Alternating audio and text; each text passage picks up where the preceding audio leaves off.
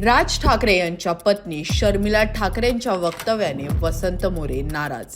मी पट्टीचा गारुडी, योग्य वेळी सगळी गाणी वाजवणार, वसंत मोरेंचा इशारा. वसंत मोरे पुण्यातून लोकसभा निवडणूक लढवण्यासाठी इच्छुक. साईनाथ बाबरमुळे वसंत मोरे यांचा पत्ता कट होण्याची शक्यता. आगामी लोकसभा निवडणुकीच्या दृष्टिकोनातून राज्याच्या राजकारणात वारे वाहायला सुरुवात झाली. महायुती आणि महाविकास आघाडीत जागा वाटपाबाबत चर्चा सुरू आहे. तर आगामी लोकसभा निवडणुकीत महाराष्ट्र नवनिर्माण सेनाही उतरण्याची शक्यता वर्तवली जाते. मनसेतही इच्छुकांनी लोकसभा निवडणुकीच्या तयारीला सुरुवात केली आहे. पुण्यातून मनसे नेते वसंत मोरे लोकसभा निवडणूक लढवण्यास इच्छुक असल्याचं सांगितलं जाते. पण मनसे अध्यक्ष राज ठाकरे यांच्या पत्नी शर्मिला ठाकरे यांनी साईनाथ बाबर दिल्लीत गेले तर दुधात साखर पडेल असं वक्तव्य केलंय. महानगरपालिकेत बघायचंय, आमदारकीला बघायचंय, दिल्लीला पाठवलं तर दुधात साखर पडेल. तुम्हाला सगळ्यांना परत मी येईन निवडणुकीच्या वेळेला. आता मार्च एप्रिल पासून निवडणुका चालू होतील, ऑक्टोबरमध्ये. त्यामुळे वसंत मोरेंचा पत्ता कट झाल्याची चर्चा सध्या सुरू आहे. मनसे नेते वसंत मोरे यांनी पुण्यात बॅनरबाजी करून लोकसभा निवडणूक लढवण्यास इच्छुक असल्याचं अनेकदा दाखवून दिले.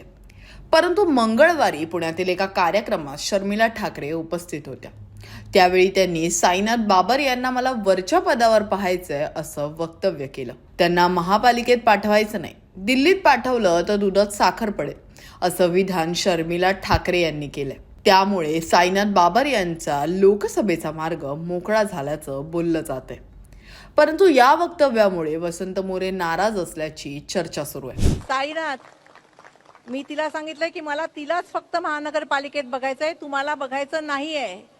तुम्हाला वरच्या घरात बघायचंय. आणि मला खात्री आहे की जी गर्दी म्हणजे बाहेरच्या गल्लीच्या टोकापासून जी गर्दी आहे, हे गर्दी म्हणजे हे तुमच्यावरती लोकांचं असलेलं प्रेम आहे. हे प्रेमच तुम्हाला तिथे नेऊन बसवणार आहे. वसंत मोरे यांनी आपल्या व्हॉट्सअपवर सूचक इशारा देणारं एक स्टेटस ठेवला होता. त्यात त्यांनी म्हटलंय की कुणासाठी कितीही करा, वेळ आली की फणा काढतातच. पण मी पट्टीचा गारुडी आहे, योग्य वेळी सगळी गाणी वाजवणार, असा सूचक इशारा स्टेटसमधून वसंत मोरेंनी दिलाय. या स्टेटसमुळे मोरे नाराज असल्याचं देखील दिसून येते. तर वसंत मोरेंचा नेमका रोष कोणावर आहे असा सवाल या स्टेटस नंतर उपस्थित झालाय. त्यामुळे आगामी काळात पुण्यात मनसेमधून लोकसभेसाठी कोणाला तिकीट दिलं जाणार हे पाहणं महत्त्वाचं ठरणार आहे. Bureau report, Krishna Kolapate, Max Maharashtra.